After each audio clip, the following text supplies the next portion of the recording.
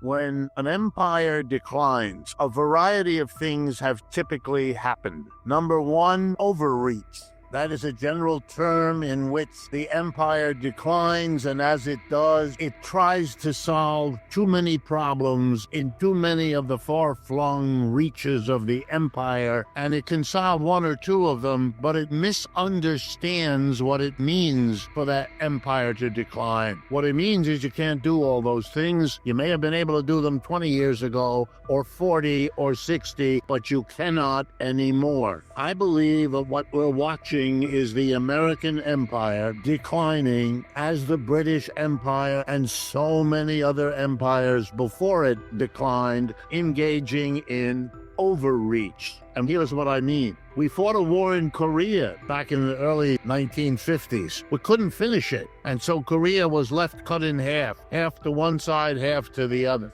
In Vietnam, we tried the same game with an already split system, because the French weren't strong enough to prevent the cutting of the country the way it happened, and the United States failed again. Only this time the failure was no split country left. Vietnam became a unified country under the leadership of Ho Chi Minh, the leader of the Vietnamese Communist Party. In Afghanistan, we were defeated again, and the country is now run by the Taliban, which was the ostensible enemy. I could go on, but I won't. I'll draw the conclusion. You can't do what it is this country sets out to do. It's not within your power. It may have been after World War II. We really were at the top of the mountain at that time, and there's an argument that we were for the rest of the 20th century. But you cannot make that argument now. The dollar is everywhere, becoming less and less important. It was once as good as or better than gold in the central banks across the world. It isn't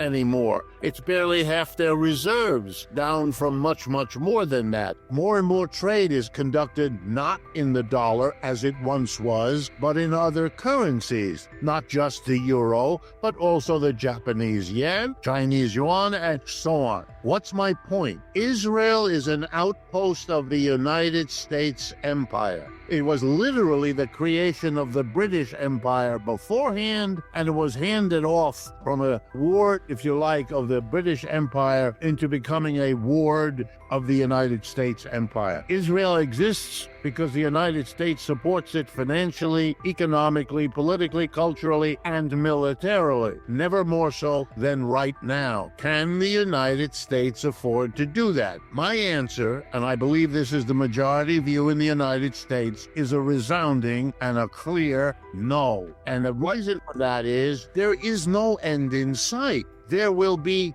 generations of hostility between Israel and the Palestinians. What has just happened since October guarantees it. Now that will be extended to include not only the Palestinians of the south in the Gaza Strip, but the Palestinians of the north in West Bank, and now the people of Lebanon. And who knows how far this will go? Will the Israelis really want to be in a state of bitter hostility with their Arab neighbors indefinitely? Well, if that's what they want, that's what they're getting. And their only safety already is and will continue to be drawing the United States into a participation with them as far as they can. They cannot win this alone. They probably can't win it with the United States. But without the United States, it's over in a heartbeat. By the way, the same is true in Ukraine. That is only winnable if the United States pours even more than it already has, because what the United States has poured in clearly failed again. You can see where the battle lines are in Ukraine. The Israelis are on, if I were a shrink, I would call it a death trip.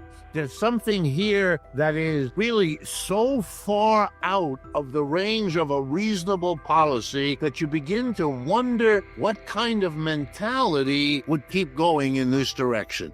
The United States currently maintains somewhere between 700 and 800 bases abroad, and the entity that does that is the Department of Defense. All of that, we are told, and the whole world is told, is done for defense. Is there a defense component in it? Sure. But is there an offensive component? Equally sure. That's how you guarantee the dominance of the United States in its empire since the end, at least, of World War II, if not some years before. The Israelis have an ongoing struggle with the Palestinians that dates from the beginning of the country of Israel, as people who know the history know. To think that all of this is about the aggressive Palestinians and the defensive Israelis is to take seriously the kind of propaganda that even the people who put it out, when you talk to them privately, don't do. Here's a joke. More Israelis are clear that that's not true than Americans. They put out that propaganda for foreign consumption. Inside Israel, by the way, in recent weeks and days as well, massive street protests and other kinds of protests of huge numbers of Israelis who don't agree with this policy, didn't agree with what they did in Gaza, want Mr. Netanyahu out of office, want the reversal of the politics he represents. I mean, in America, you get people shut down for saying this, but inside Israel, you can say these critical things, and large numbers of people do, and the government dares not shut it down. At that point, Mr. Netanyahu has no options anymore unless he has a nuclear weapon and is prepared to explode it where he would decide to do it. He has no chips. The man is out of chips. That's why he needs the United States. What is he going to do? Go to war perpetually? Israel is a small country. The Arab world is a very large place. Palestinians are a small part of it. The whole Arab world is united on this question, more so than ever before. Do they want to fight with Israel? No. Clearly, they're afraid and they're hesitant. I understand that. But there's no solution here other than sitting down and working out an agreement. Otherwise, you have perpetual war. People like Netanyahu think that that's an option. It isn't, any more than for Mr. Zelensky that's an option. It isn't. You can talk like that, but sane people understand it's the bravado because everyone knows that the war in Ukraine, by the way, like every other war, will end with an agreement. It'll maybe a very lopsided agreement. That's being decided on the battlefield. And then the question is raised, which I raise as a human being. Do you really want to destroy, to kill, to poison the relationships of human beings to the extent you are doing while you work your way to sitting down for the agreement you know has to happen? Mr. Putin in Russia made clear, and ironically, he was quite right. He said, the deal that I can make with you, Mr. Zelensky, is much better now at the beginning of our hostilities than it will be if we fight. And that's what's happened. Now they will be much poorer. Mr. Zelensky can't face it. In the end, that will be the heritage, the inheritance of the Israelis that are left. A legacy of hostility and bitterness that I would not wish on the Israeli people, even though they are in the end responsible for it. It is an extraordinary situation. And I'm not arguing where the rights and wrongs are. My guess is they're very nicely distributed on both sides. That's not the question. Hamas did a terrible thing last October. Israel has done a terrible thing. But the question of who escalates, I'm afraid that's all on the Israeli side. They made the decision to respond first the way they did in Gaza, then in the north, and now in Lebanon. And I fear for where that's taking them as well as everybody else. The course of action is the one they should have followed 2 years ago, 6 years ago, 10 years ago. I understand the impatience you had and others. Okay, we can't go back and rewrite history or replay the game. I get it. But you're going to have to stop somewhere. How many losses in a row are you going to take? The Russians have shown the world something I didn't believe was true. That they have a very powerful military apparatus, not just the ground troops and all of that, but the ability to ramp up the production of missiles and planes and bombs and drones, on a scale I did not understand. And I follow this stuff a lot. And it's true of the people who I rely on for information. We're all sitting here amazed. The message is a little too late to tell everybody, oh, you don't have to worry. The United States that told Mr. Putin, you can't do it, you can't do it. And he did it. The reality is out. You told the Israelis, look, you have to work something out. They gave us the finger, if you like, and we're stuck now with really unpleasant decisions of the sort you've perfectly nicely laid out. If the Israeli IDF invades Lebanon, there will be very quickly in the United Nations a virtually unanimous votes, excluding the United States, Israel, and maybe one or two little islands in the Pacific, who will vote in favor of the Israeli-American position, and the rest of the world will vote against it. How are you going to strengthen the argument in the world that what the United States is doing in arming Ukraine is because we are so dead against one country invading another, when we're providing the guns with which Israel and the IDF are literally about to do that? The cost to the United States is precisely to be stuck in the dilemma. The answer is not to choose which way to go. Let me give you a metaphor, if you don't mind. You're walking down the street. It's late at night. You're eager to get home. And out of the alley steps a menacing person who says to you, I have a gun here and I have a knife, and I'm going to give you free choice as to which way I'm going to kill you. Now, there's two kinds of reaction. One reaction is to sit there and puzzle over which way you should choose. The other one is to say, I don't accept the choice. I am going to look for another way out. The United States cannot continue to do what it is doing. If the Russians, given who they are and the size and their power, if they want to rework the boundaries of their situation in Europe, you got to sit down and try to work that out. And it's the same with Israelis and the Palestinians. I understand that the negotiation is difficult, but going into more war is not only not a solution, it's the one that's already failed, piling on more. You know, it's like that sorry political candidate who believes that every time a criticism is made, you double down and do more of it.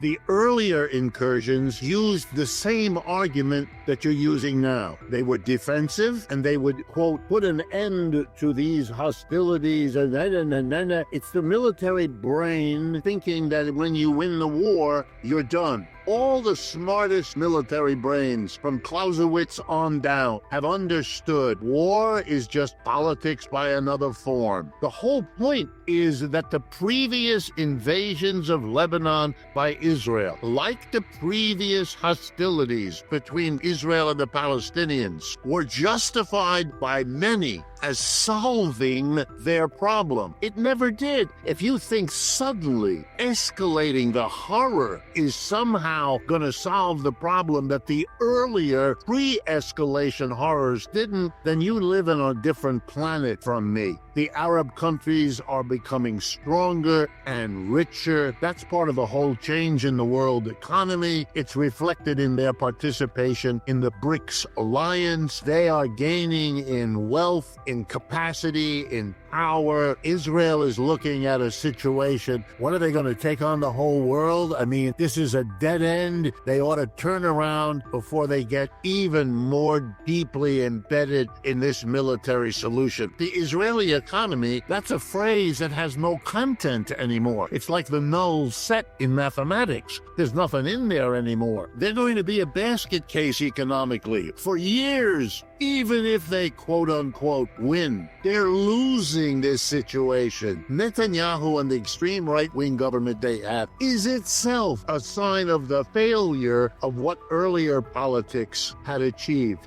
And the solution wasn't more violence. That was crazy to think that. Military people perhaps can be excused for thinking like that, but not the rest of us. And I hope that the sanity comes back and they come to their senses and realize they have to cut deals and that those deals will be painful. Everyone in the world right now, including the United States, although here it's done quietly, is readjusting to an altered world economy. There are now two poles of power and wealth, not one. And if you pretend otherwise, if you don't understand it, you will make miscalculations like the war in Ukraine has made. You'll make decisions about sanctions that are stupid. They're just stupid because the people in Washington, I know many of them, they're perfectly smart, but they have blinders on, don't want to face what I just said, how the world has changed and how it isn't going to go away anytime soon. By the way, the gap between the BRICS and the G7, they were roughly equal in 2020. Now the GDP added up, 29% of world GDP is in the G7. 33% is in BRICS. Bingo. BRICS is bigger, and the gap gets worse each year, including right now. So that's the reality that's changing everybody's behavior. After World War II, the dollar became virtually universally recognized as the global currency, basically playing the role in the world that once was played by the British pound, say in the 19th century or early part of the 20th. Central banks in virtually every country held as reserves to support their own currency gold and the dollar, leading to the very famous phrase, "The dollar is as good as gold." Yes, exactly. Saudi Arabia and the oil countries adopted the program of selling oil around the world to any buyer, but only for dollars, and then parking those dollars in New York City banks or in U.S. treasuries. It became the focus, and there are enormous benefits to that. The United States, for example, was able to pay for the goods and services produced around the world, the French wine, the Japanese computer, the fill in the blank, by sending them dollars. Unlike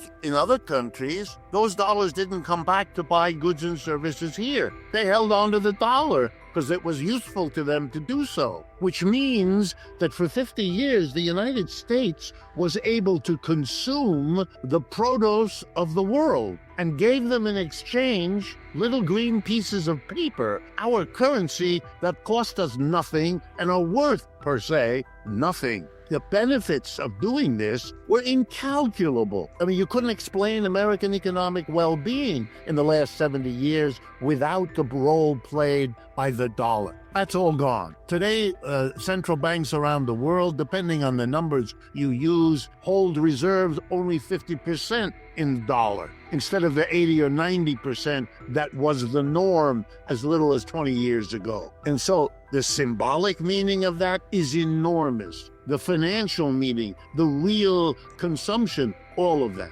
Inflation means that prices in general are going up. Not all of them the same rate, some of them can go down, but the general direction of prices is up. That's all the word inflation means. Okay, step 2 in the logic. If rising prices are an inflation, the next question is, who determines the prices? Answer: employers determine prices. Everyone listening or watching this program knows that if you're an employee, you've never been called into a room to participate in setting prices. That's done by the boss. That's done by the corporate board of directors, the leading managers. It's a tiny group of people. In our country, the U.S. Census Department lists employers, 3% of our population. The other 97% are not. Let's be honest. 3% set the prices, 97% pay them and don't set them. Okay, there's no democracy in an inflation. A tiny group of people never elected to the job, which doesn't exist. It's simply understood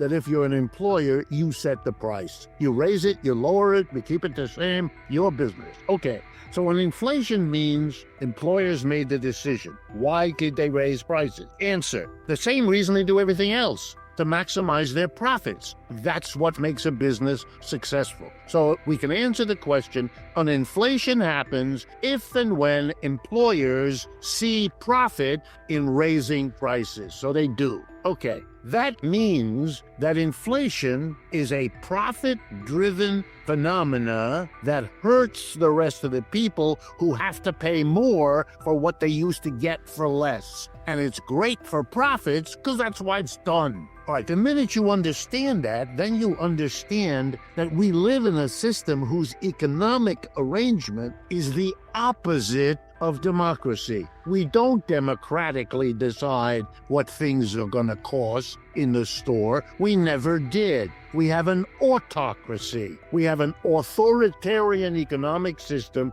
that gives a tiny percentage of the people control over the prices we all pay. When they run an inflation, and when we have a mass of people complaining about it, and that's been the United States in the last 2 years, we turn to an institution set up for this called the Federal Reserve, our central bank.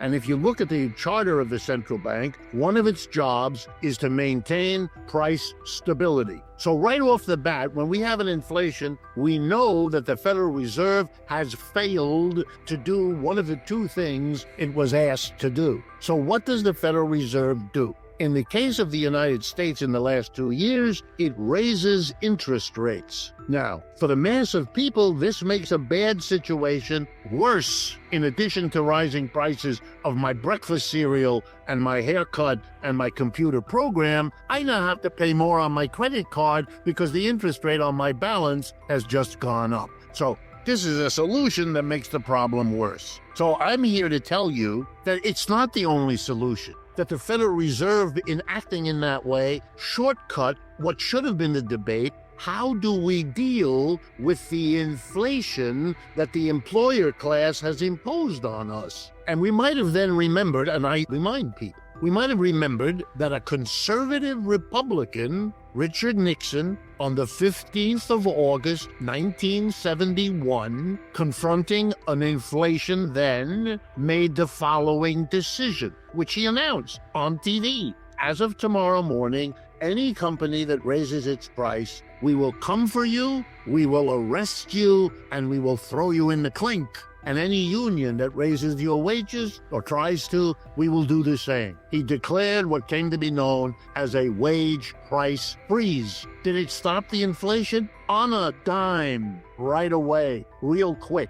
Did it raise interest rates? No, it chose an alternative policy. We live in a country which not only did not do what it did a few years ago, but acted as if there was no option, that the raising of interest rates was the universally accepted only way to stop it. For people like me, let me assure you, I sat there stunned. Even I'm used to this. And let me add a personal note. I went to the same graduate school and got my PhD from the exact same faculty that granted it to Janet Yellen. She's a classmate of mine. I know what she knows. I learned it from the same professor, reading the same books at Yale University at the same time. So there I'm watching a woman who I know knows the same thing I was taught about inflations and interest rates and wage price freezes, which, by the way, have been used all over the world in many countries over many, many decades. So we had lots of experience